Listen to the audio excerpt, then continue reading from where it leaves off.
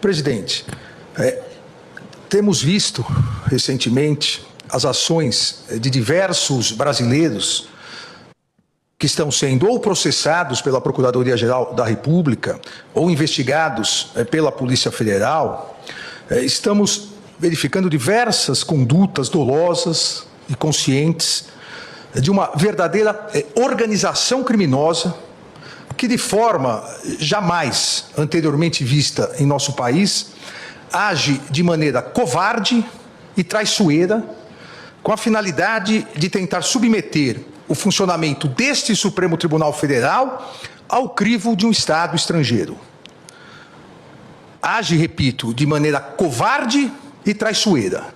Covarde porque esses brasileiros pseudo-patriotas encontram-se foragidos e escondidos fora do território nacional. Não tiveram coragem de continuar no território nacional. E traiçoeira essas condutas porque atuam por meio de atos hostis, mentirosos, derivados de negociações espúrias e criminosas, com a patente finalidade de obstrução à justiça e a clara, flagrante finalidade de coagir essa corte no julgamento da ação penal 2668, ação penal do núcleo crucial da tentativa de golpe de Estado do dia 8 de janeiro. Gerando, presidente, ministra, ministros, gerando com essa maneira covarde e traiçoeira de atuar, gerando reflexos nocivos à economia e à sociedade brasileira. Como disse o ministro Gilmar Mendes, é uma verdadeira traição à pátria, uma traição covarde e traiçoeira. Há fartas provas nas investigações comprovando essas condutas ilícitas. Não só induzimento, instigação e auxílio na tentativa de submeter o funcionamento do Supremo Tribunal Federal ao crivo de um outro Estado, ao Estado estrangeiro, com clara afronta à soberania nacional, mas também fartas provas demonstrando auxílio na negociação espúria, vil, traiçoeira com autoridades estrangeiras para que se pratique atos hostis à economia do Brasil. Porém, presidente, mais do que esses ataques criminosos, o que se observa são condutas ilícitas e imorais de brasileiros, flagrantemente essas condutas impregnadas com a corocre da defesa de escusos interesses pessoais e o sabor amargo da traição à pátria e ao povo brasileiro, com constante atuação e seguidas afirmações como se glória houvesse nisso, como se glória houvesse na traição, seguidas afirmações, principalmente nas redes sociais, assumindo autoria de verdadeira intermediação com o governo estrangeiro para a imposição de medidas econômicas contra o próprio país, que resultaram em taxação de 50% dos produtos brasileiros importados pelos Estados Unidos da América, tendo como consequência, assim que se iniciarem, na verdade, a consequência já se iniciou, um grandioso prejuízo aos nossos empresários e a possibilidade de perda de milhares e milhares de empregos de brasileiros e brasileiras. A insistência dessa organização criminosa na implementação de medidas nocivas ao Brasil, com a implementação e o incentivo à implementação dessas tarifas e agressões espúrias, agressões internacionalmente consideradas espúrias e ilegais contra autoridades públicas brasileiras, tem por finalidade a criação de uma grave crise econômica no Brasil, e que, para desgosto desses brasileiros traidores, não ocorrerá, mas a ideia de gerar uma grave crise econômica no Brasil, para que com isso haja uma pressão política e social contra os poderes judiciário e legislativo, com consequente interferência no andamento das ações penais em andamento, que já se encontram em fase de alegações finais. O modus operandi é o mesmo. O modus operandi golpista é o mesmo. Antes, acampamentos na frente dos quartéis, invasão na Praça dos Três Poderes, para que com isso houvesse, como mais de 500 réus confessaram, houvesse a convocação de GLO e as Forças Armadas, gerando uma comoção nacional, e aí houvesse a possibilidade do golpe. Repito, o modus operandi o mesmo. Incentivo a taxações ao Brasil, incentivo à crise econômica, que gera crise social, que por sua vez gera crise política, para que novamente haja uma instabilidade social e a possibilidade de um novo ataque golpista. E essa geração de pressão política e social contra os poderes judiciário e legislativo tem claramente a finalidade ilícita de favorecer interesses pessoais. E digo, coação contra o poder legislativo também. Pasmem que um dos brasileiros investigado e foragido,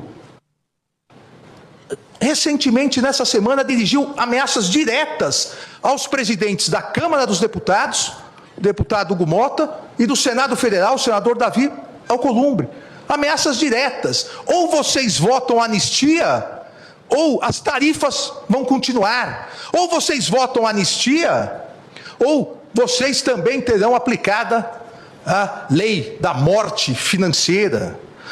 Ameaças aos presidentes das casas congressuais brasileiras sem o menor respeito institucional, sem o menor pudor, sem a menor vergonha, na explícita chantagem para tentar obter uma inconstitucional anistia, ou em relação ao presidente do Senado Federal, o senador Davi Alcolumbre, obter o início de procedimento de impeachment contra ministros desta Suprema Corte, sem existência de qualquer indício de crime de responsabilidade, mas sim por discordarem da legítima atuação deste Supremo Tribunal Federal no exercício de sua competência jurisdicional, concedida diretamente pela Constituição Federal, em uma tentativa patética de tentar afastar seus ministros do cumprimento de sua missão institucional e favorecer réus em ações penais. Ameaça essa aos presidentes das casas, que já foi repudiada por ambos os presidentes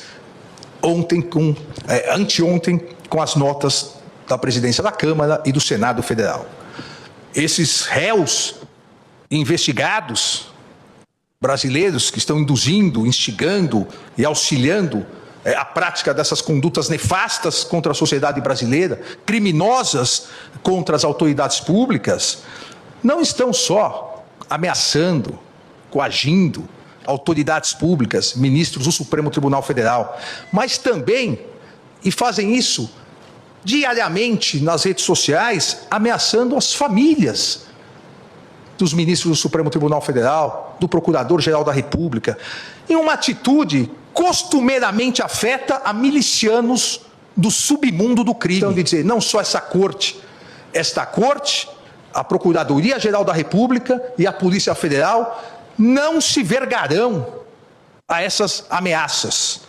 Em virtude disso, dia após dia, esses brasileiros traidores da pátria continuam a incentivar, instigar, auxiliar a prática de atividades e atos hostis ao Brasil.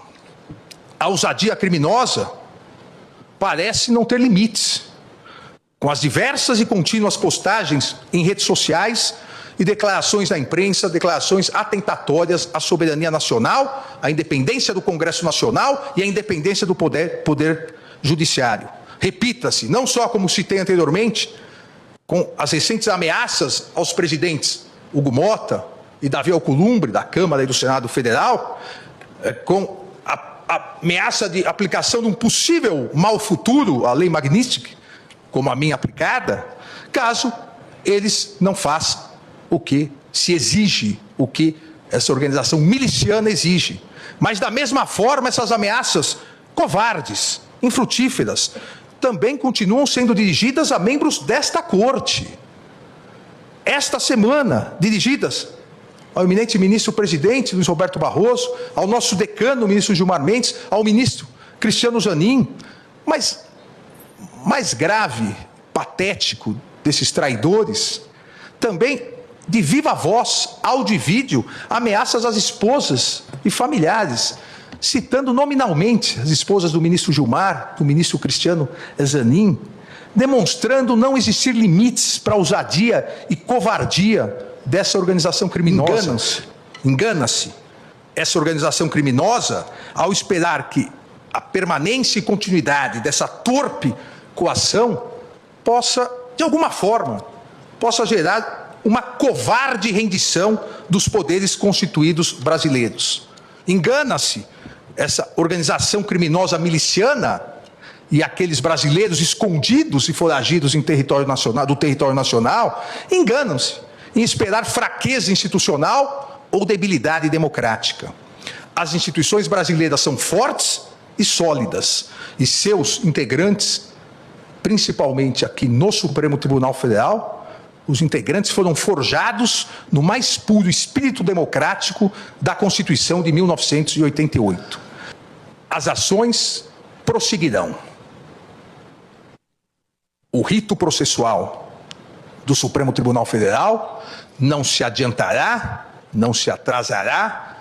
O rito processual do Supremo Tribunal Federal irá ignorar as sanções praticadas. Esse relator vai ignorar as sanções que foram aplicadas e continuar trabalhando como vem fazendo, tanto no plenário quanto na primeira turma, sempre de forma colegiada. O Supremo Tribunal Federal continuará a exercer seu papel de guardião da Constituição, continuará exercendo o seu papel nas ações penais para que dê uma resposta final a toda a sociedade brasileira sobre quem realmente foi ou quais foram os responsáveis pela tentativa de golpe, dentro do devido processo legal, do respeito à ampla defesa, do contraditório, inadmitindo qualquer ingerência interna ou externa na independência do Poder Judiciário, com serenidade, competência e coragem. Obrigado, presidente.